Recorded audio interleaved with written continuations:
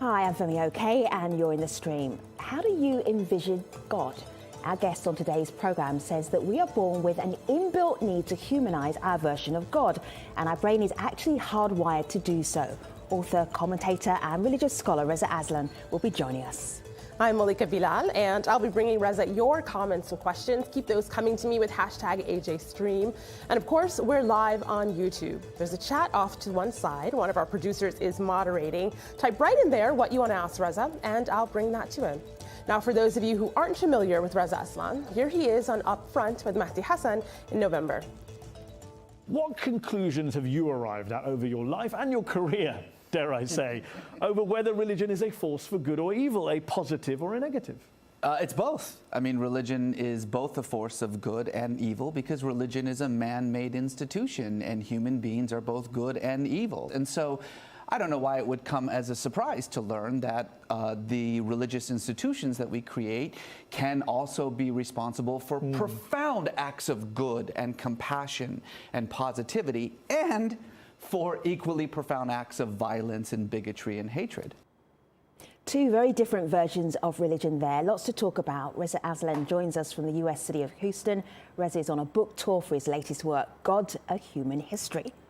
Also with us in this stream, Rachel Newcomb is an associate professor of anthropology at Rollins College, and Tyrone Beeson is a reporter at Pacific Northwest Magazine. Welcome to the stream, everyone. I want to start with the very first line of the book, God, A Human History. When I was a child, I thought God was a large, powerful old man who lived in the sky, a bigger, stronger version of my father, but with magical powers. Reza, those are your words. Now that you're older and perhaps a little more jaded, how has your understanding of God changed? Well, it has changed. I mean, the God that I believe in is a dehumanized God. It's not a God with a personality or with emotions or human motivations. But I do want to say that that childhood image of God that I have is a universal image of God. It's children who have been studied by a range of psychologists and cognitive scientists about their views of God almost universally describe God in these kinds of superhuman terms, as a sort of a superhuman being with human emotions and occasionally with even human limitations.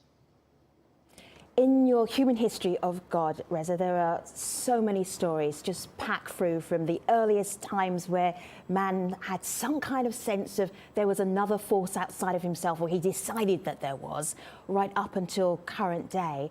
Out of those stories, which is the one that you really relish, enjoy telling, and tell it to us?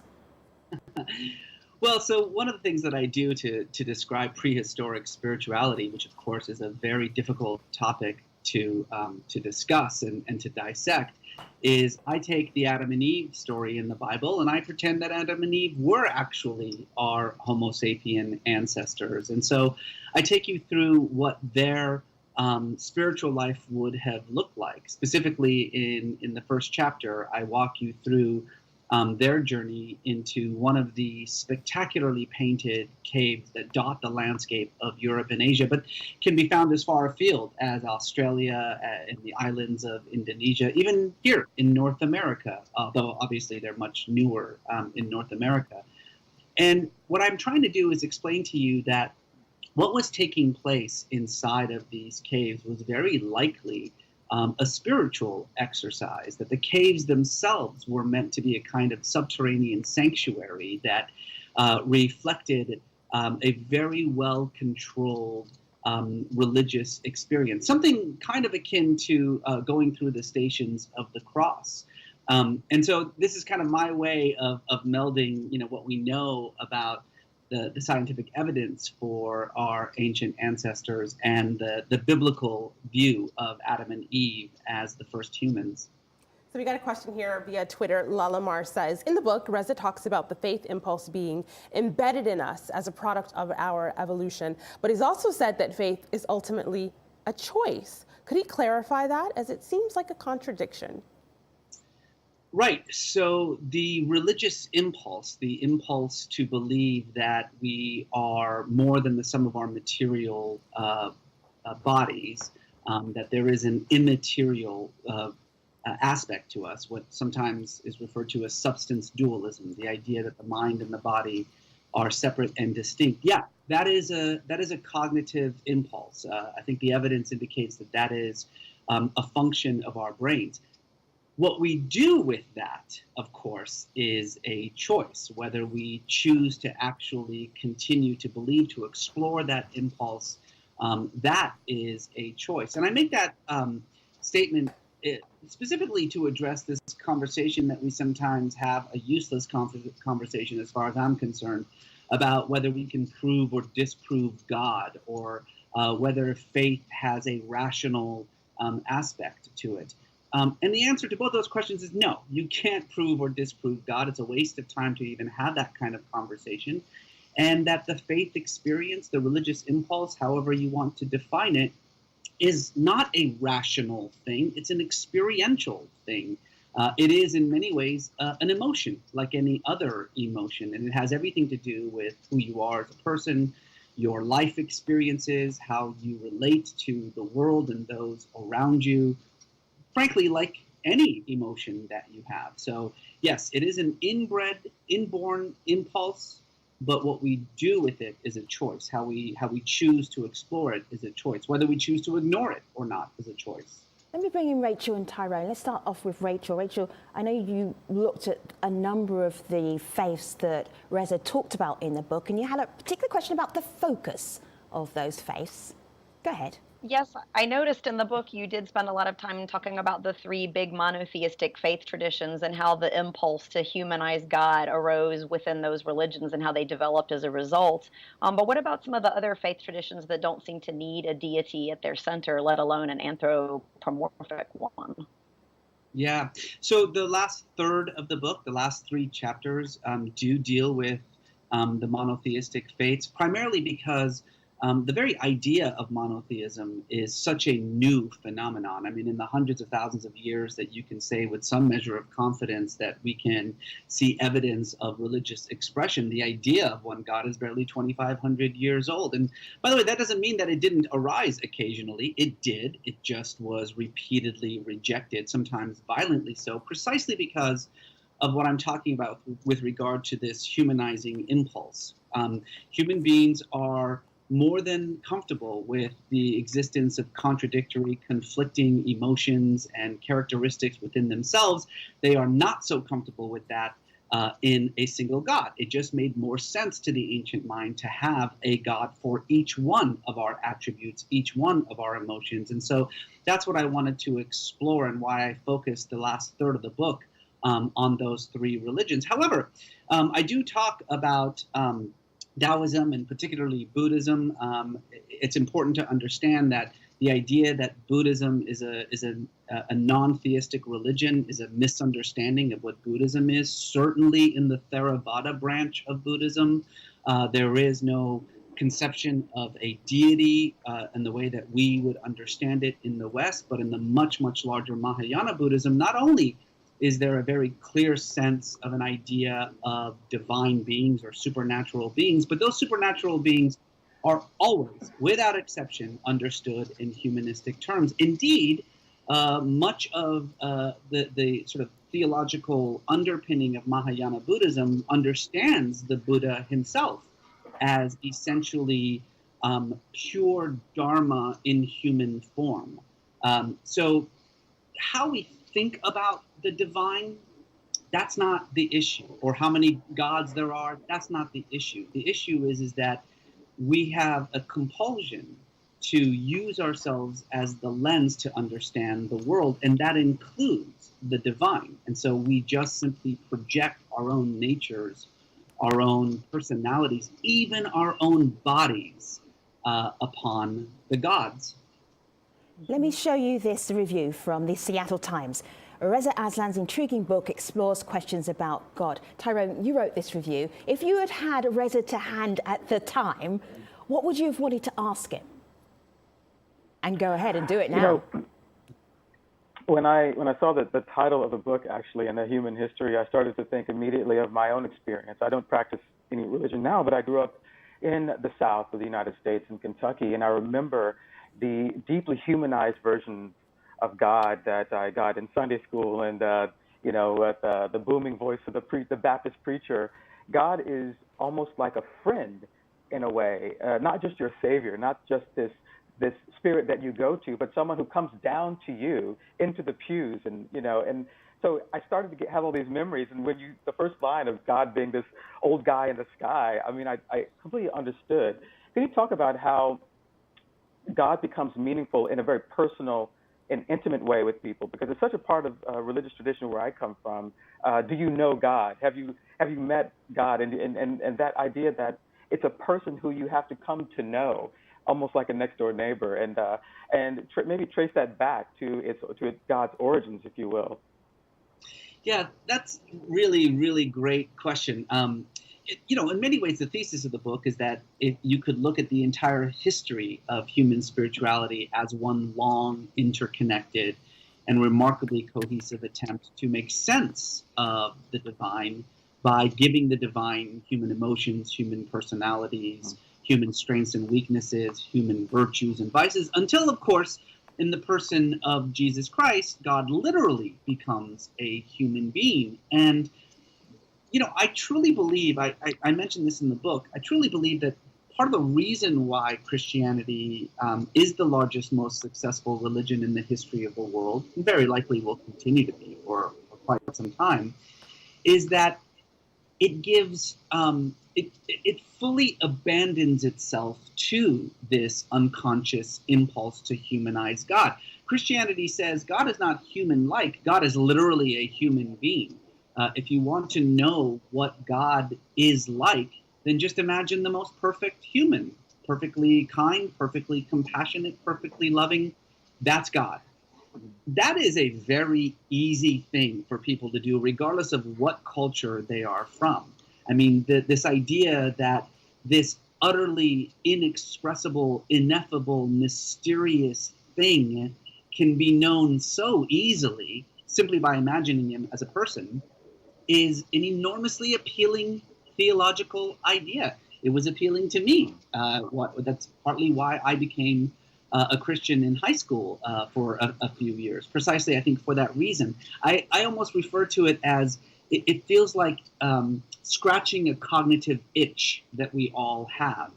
And you can understand why people are drawn to it.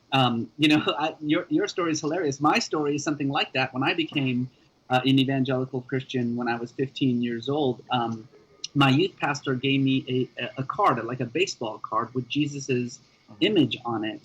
And on the back, it said, "Jesus in my pocket." And he told me, just keep it in your pocket. And this way, Jesus, who's your best friend, somebody who you can talk to, like somebody you would meet out on the streets, will always just be with you. And you can see why people would be drawn to that idea. I personally believe that it's a limiting way of thinking about the divine, which is why I ultimately left Christianity and try to create a much more expansive conception of the divine. But I completely recognize why it works so well. Particularly if your best friend is telling you to do good. But if not, this is a comment via Facebook. This is Paul Legend, and he doesn't agree with that concept. He says, the more human beings try to compare God to a human being, the more confused they actually become. No one can know or understand God. So that's one person's perspective. But I want to move over here to this comment we just got live on YouTube. Abdullah asks, how does the human portrayal of God impact our daily lives? And Reza, you mentioned that we often project our own image, but what's the worst case scenario of that actually happening? The worst case scenario is happening right now in Alabama, where you have evangelical pastors essentially ignoring or excusing pedophilia and child molestation because they believe, as one gentleman recently said, that it's better to have a child molester than a Democrat. That person is talking about his faith in God as just a construction of himself. We don't just give our emotions and attributes to God. We give our politics to God. We give our biases and our bigotries to God. And when we do so, we create an enormously dangerous situation where we create a God who looks and acts and thinks and feels just like we do, but without any of our human limitations. And no wonder then religion can be, as I said at the top of the show, a force for both good and for evil. You wrote an op-ed for the Los Angeles Times, The Dangerous Cult of Donald Trump, using cult in a pejorative sense. Do you want to unpack that a little bit more for us? Yes, I do mean cult in a pejorative sense, as its sort of connotation, as a insulated group of individuals in thrall to a charismatic leader who takes upon himself some measure of divine or prophetic authority. And that is unquestionably how a large swath of white evangelicals understand Donald Trump. I mean, you're talking about someone like Franklin Graham, who before the election positively compared Donald Trump to Abraham and Moses and David. Frank Amedia, an Ohio pastor, one of Trump's main evangelical supporters, who not too long ago said that he believes Trump is receiving divine downloads from God. People like Robert Jeffers, currently his chief evangelical advisor, who openly, explicitly said that in a political contest between Donald Trump and, quote, a candidate who expresses Christ's values, he would choose Donald Trump. And by the way, it's not just a cult. It's a doomsday cult. It's a cult that is currently facing what any objective observer would recognize to be the slow deterioration of the Trump presidency. And that's very dangerous because I've hung out with a lot of cult members, and I can tell you that cults don't deal well with reality. That the only thing more dangerous than a cult leader is a cult leader facing martyrdom. And we're starting to hear that already from his followers. Pat Robertson just like 3-4 weeks ago warned that anyone who disobeys Trump is disobeying God. So speaking of Trump and, of course, the news of the day, this is a tweet. We've got several like this asking for your opinion on this. Muhammad says, what are the global implications for Trump's declaration of Jerusalem as the capital of Israel? But before you answer that, another person sent us this on Twitter. Simple says, quoting you in an interview with Mother Jones, Obama has been the single worst president in modern American history in dealing with the Israeli-Palestinian conflict. So my question to him, after Trump's statement today, is Obama still the worst president ever in the Israeli-Palestinian conflict? Well, I don't think Obama did anything to actually promote the Israeli-Palestinian peace process. On the contrary, I think he continued long-standing policies in the American diplomatic and foreign policy circles to essentially give the Israelis a blank check to do whatever it is that they want to. It is important to understand that our chief negotiating principle with regard to that conflict is that it should only be settled through negotiations between both parties. And whatever you think about what Donald Trump has done, you have to understand that that is ludicrous. That is pretending that both sides are on equal footing. As I like to say, you can't have a negotiation over how to share a pizza when one side is eating the pizza. So I am not a believer in the idea that negotiations will settle peace, but certainly throwing a bomb into the mix, which is precisely what Donald Trump has done, despite warnings from our greatest allies, despite warnings from his own national security advisor, despite warnings from Secretary Mattis, his own Secretary of Defense. But he's done so precisely to appeal to one group, and that is the group that I was just referring to a few minutes ago, which is his white evangelical base who views the Israeli-Palestinian conflict not as a conflict over land or politics or territory, but as some sort of cosmic battle for the end times. Rachel and Tyrone, I just want to get your thoughts. We described Reza as an author, a commentator, a scholar. I want to play you a clip of him talking to the Speaker of the House in the United States, Paul Ryan. But I just wanted to get a sense of how do you see him and the way he uses his platform before I play this clip. Rachel? Well, I think of Reza as a great public intellectual. I think people who have the education and the knowledge to write well for the public about subjects that public might not know a lot about. It's a wonderful thing to be doing in the media and in his books. Tyrone? I agree. I think that it's important to bring scholarship into the public square and to be a good storyteller. Obviously, Reza has been involved in a number of heated discussions about his work and about his perspectives, but I think that kind of discourse involving religion, involving spirituality as a political tool and force is really important.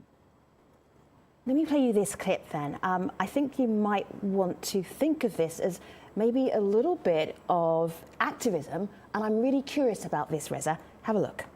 I'm old enough now that I pretty much only judge people based on their relationship with their kids, and you seem to have a beautiful relationship with your kids. You have a wonderful family. And so I feel like I could maybe reason with you. When the big top is on fire, you don't complain to the clown, you complain to the manager. You're the manager, and the big top is on fire.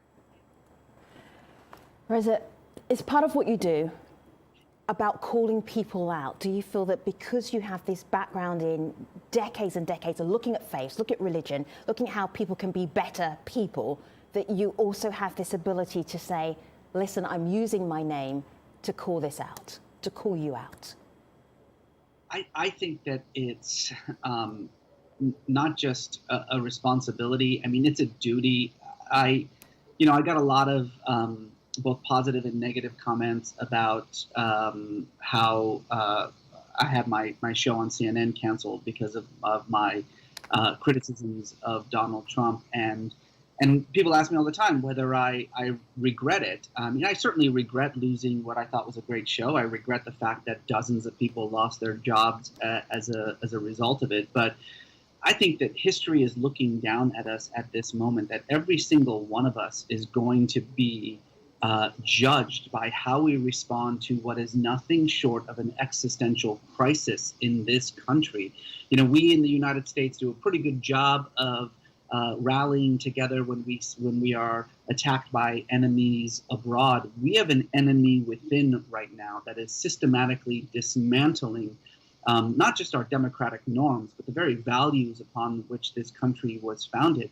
And if you have a voice and you are not using it to shout at the top of your lungs, then you deserve the judgment of history. So Reza, with that said, I know there are people that want to hear more just like that, your opinions. This is US Blues on Twitter who says, my question to Reza is, does he have a new show in the works? I'm not allowed to talk about it, but yes, I'm working on something. So just give me a beat. I have heard you say that this is the last book, God, A Human History, that you're going to write about religion. Why? Well, two reasons. One, because I think in many ways it's a culmination of the previous works. I mean, I really feel like this is pretty much all I have to say. My other works were much more about religion, religious history, religious movements, religious characters, and this is much more about faith. It's a much more personal book. It's an appeal more than anything else to people, whether you're a believer or not, to think differently about God, to think differently about faith. And, you know, I feel as though that there are other platforms in order to spread this message to a much larger audience. I think of myself first and foremost as a storyteller, and I want to tell different kinds of stories now. We look forward to hearing those different kind of stories. Tyrone, we're going to have to take it online because we're like 30 seconds left on this show. I've got enough time, though, to say, Tyrone and Rachel and Reza, thank you very much for being part of this show. Malika, what do you have? I'll end with this from Nunu, who says, to me, faith is the state of the heart, the soul. As such, these symbols and language are just a means of human beings to learn about their faith and express themselves. And we all need a home at the end of the day. And so doing so, our hearts and souls, language is just a worldly aspect of that. Thank you very much to all of our guests and our community, of course, Malika. Definitely. Thanks. Thanks for being with us on Twitter, Periscope, and on YouTube. See you next time.